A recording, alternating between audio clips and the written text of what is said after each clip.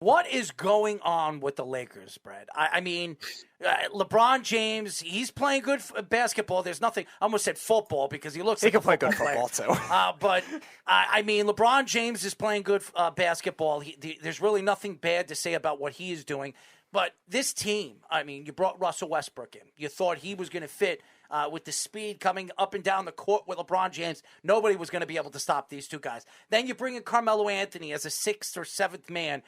He looked pretty good when LeBron wasn't in the lineup, and now he's just falling apart. He's the same old ball-hogging Carmelo Anthony when he's on the court. And then you have Davis, who we all know what he is. We know what he is, a top 5 player when he's on the top of his game. We know what he is. But he's really not playing that at his top of his game this year as well. So what is going on with this team? Is this team really as bad as what we've seen them being this year? Yeah, the simple answer is yes. And bringing up Anthony Davis is a really good point. His stats say he's having an average season. For him, he's having a down year. But this is a guy that just can't stay healthy. I think I ran the stats the other day and numbers on it. He's played in like 54, 55% of his total games that he could have played as a Laker since getting there. And that's something that really sticks out for me because this is a guy that we're talking about. It's a top 5, top 10 player in the NBA when he's healthy.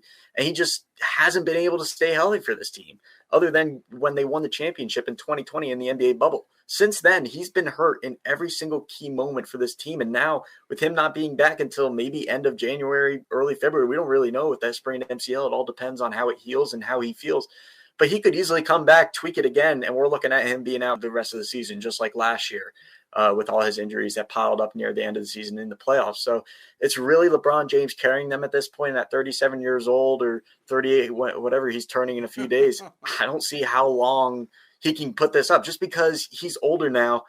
And it is LeBron James. Yes, it's one of the top 3, top 4, maybe the best all-time player in NBA history. But can he really carry this team of injury-riddled and old players that have seen their time pass in the NBA? And to me, the answer is no. I don't see them being able to carry them, especially because Russell Westbrook just goes out there and it's a roller coaster ride watching Russ play. I mean, some nights it's throwing the ball up from the corner and hitting an inch of the backboard that nobody should ever be able to hit from the corner. Other nights it's sinking a game-winning shot. So you live and die by Russell Westbrook if you're a Lakers fan, but they just don't have the pieces around LeBron James right now to be successful. They're not a good three-point shooting team. They don't have any guys that can really score for themselves outside of James and maybe Russ from time to time. And with Davis being out, I just don't see how they're going to be able to survive this roller coaster ride. I mean, they'll most likely earn a playoff spot, but they have no cap space. They ate the poison pill with Russell Westbrook, and they're just not going anywhere right now.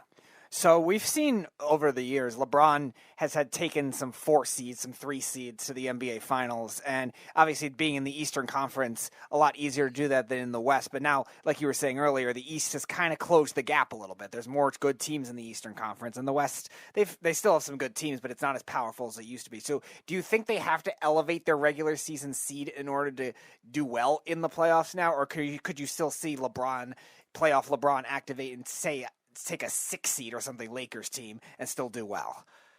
Well, maybe they can get out of the first round if they're not the 7 or 8 seed. The 7 or 8 seed is not making it out of the Western Conference this year with the Phoenix Suns and the Golden State Warriors. Those are 2 teams I think are going to be in the Western Conference Finals. I mean, we've seen them play 3 times this year. Every single game felt like it was Game 7 of the Western Conference Finals when they played, and we haven't even seen the Warriors at full strength when they get James Wiseman and Clay back. That's a scary thought to think about in the Western Conference alone. So those are my top 2 teams in the West. And then even a team like the Utah Jazz, everybody's sleeping on them this year. They're just a couple games back from the Warriors and the Suns in the West, and they've looked really good when Donovan Mitchell, Rudy Gobert, Bogdanovich, Conley are all out on the floor and healthy. So that's another team that could potentially win a championship. So we're looking at the Lakers. 1, 2, and 3 seeds, those are 3 teams that can make the Western Conference Finals. And if we're not counting the Lakers as a Western Conference Finals team right now, what seed can we put them at where they're going to make a run at? Maybe they'll win their series as the 4 or 5 seed if they draw a team like the Mavericks or the Clippers or like the banged up Nuggets. But I don't really see this team putting up a fight against the Suns, Warriors, or even the Jazz for that matter. So can he carry them to the finals? Absolutely. We've seen it before. Do I think he will? No, I just don't think he will, unless they are able to move Westbrook in some godly trade and get some amazing return. But there's no market for him across the NBA right now on the trade front. We are talking to NBA analyst, network reporter, and insider Brett Siegel. Brett, I think the game is completely changed. I remember the game. I'm 39. I'm going to be 40 this year coming up. And I remember the game as a defensive game when Jordan was playing, when Bird and Magic were playing. It was just a much more interesting game with Barkley throwing people in the third row. I mean, it was so fun to watch. Now the game is if you put your finger on somebody, he's going to the line, he's going to shoot a million free throws, and if you're not a good free throw shooter, you're not going to make it. So Shaquille, you're not going to fit the game now. But now you're looking at the game, the 3-point shot, and Steph Curry really changed the game. You see all these different teams now. If you're not shooting 30 to 35 3-pointers a game, well, you're not going to compete and you're not going to win.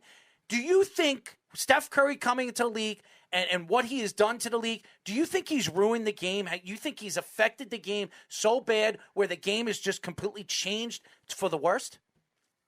I don't think so. I think that it was inevitable that the 3-point shot was going to change the league at some point, because even before Steph, you started seeing guys come into the league as really good 3-point shooters. I mean, Ray Allen and Reggie Miller were great 3-point shooters on their own, 1 and 2 all time before Steph Curry, and made 3-point shots, maybe a little bit ahead of their time.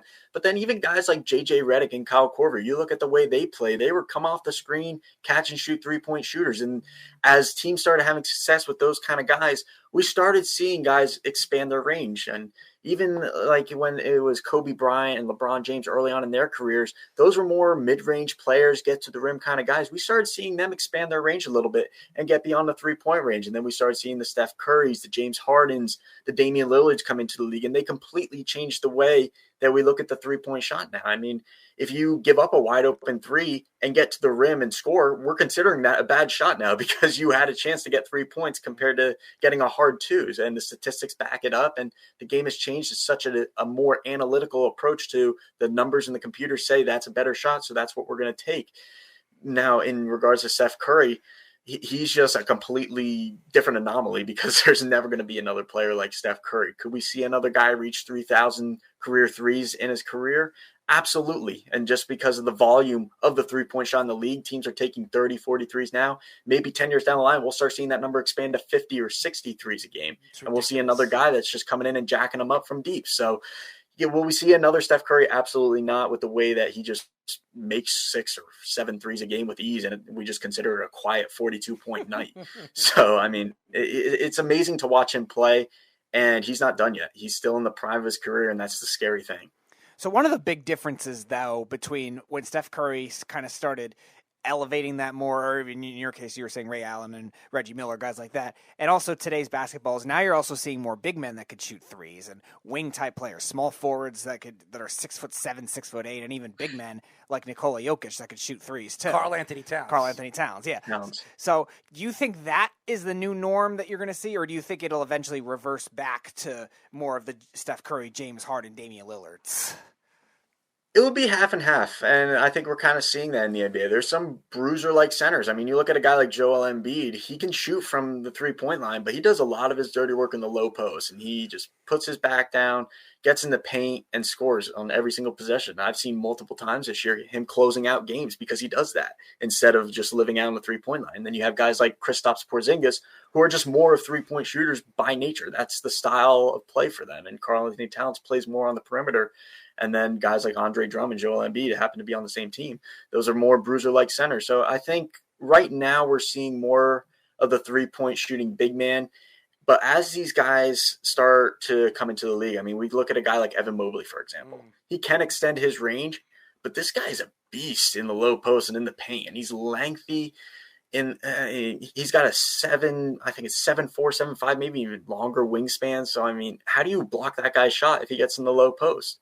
And it's just guys like that. Very few of them coming into the league, but we're seeing more of those slim kind of shooter-esque kind of big men like Mobley and like Nikola Jokic in a way where they can extend their range. So to answer your question, I think it's going to be a little bit of half and half moving forward. Evan Mobley, to me, is Rookie of the Year. I think he is the Rookie of the Year. He's been fantastic for the Cavaliers, and I think he's one of the main reasons why the Cavaliers are where they are right now. Unbelievable season what the Cavaliers is doing. I would have never thought they would be where they are. Before we let you go, we've been talking about this guy for a very long time. It's been the concept of a lot of our shows, and that's Ben Simmons, okay? I don't know what's going on with this guy. I don't know if he's having a nervous breakdown.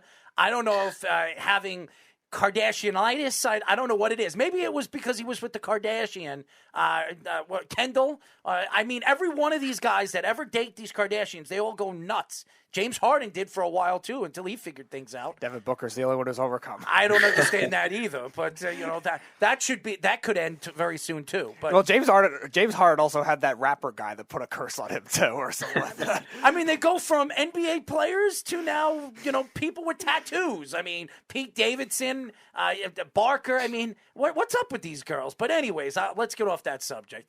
Ben Simmons, where does he go? And what the heck is going on in this kid's head? Yeah, Ben Simmons has made it very clear in the offseason and near the beginning of the year he wanted no part of the 76ers. And quite honestly, I can't blame him. The 76ers really tarnished that relationship with him. I mean, just even after they lost that series, Doc Rivers was asked about if Ben Simmons can be a championship point guard. And his answer, instead of saying, we'll review everything in the offseason or we believe in Ben and just stand by your player, he said, I don't know, which opened up the door for the media to come in and create false narratives all over the place.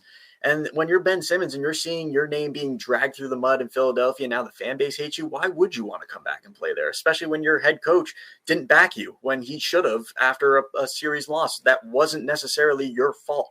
And I'm speaking of Ben Simmons. It wasn't necessarily his fault that they lost that series. So, I mean, where will he go? Who knows at this point? I mean, there's very few all-star talents available at the trade deadline, and Daryl Morey in that front office has made it very clear that they're not just going to trade Ben Simmons for a box of Cracker Jacks and a popsicle stick. They want some really good talent in return. So unless it's a CJ McCollum or Bradley Beal and Damian Lillard aren't available. So, I mean, you're looking at CJ McCollum or Karis LeVert and Jeremy Grant, maybe guys like that. But, I mean, they can keep dreaming about getting Beal and Jaylen Brown. It's just not going to happen. So one bold prediction for the rest of the NBA season, either with a trade or something in the playoffs. That's tough. There's just so many storylines going on in the NBA right now. I think we'll look at kind of the standings and we'll look at some of the underdogs. I mean, Cleveland just lost Ricky Rubio for the year with that torn ACL, but Darius Garland's having a quiet all-star season. And like we mentioned with Evan Mobley, Jared Allen down low, they have a really talented young team. I think that they're going to surprise a lot of people in the Eastern Conference this year. Maybe they won't win a first-round playoff series, but bold prediction in the East, I really could see them possibly winning a first-round playoff series. Maybe they pull an upset over a banged-up Miami Heat team, or maybe they pull an upset over an inexperienced Chicago Bulls team in the playoffs. And then when you look at the Western Conference, I'm just going to go back to that 4-seed, 5-seed area and look at the Memphis Grizzlies, what they've done this season. They're the second youngest team in the league, led by John Morant, who could be an all-star, probably not because he missed some time with that knee sprain.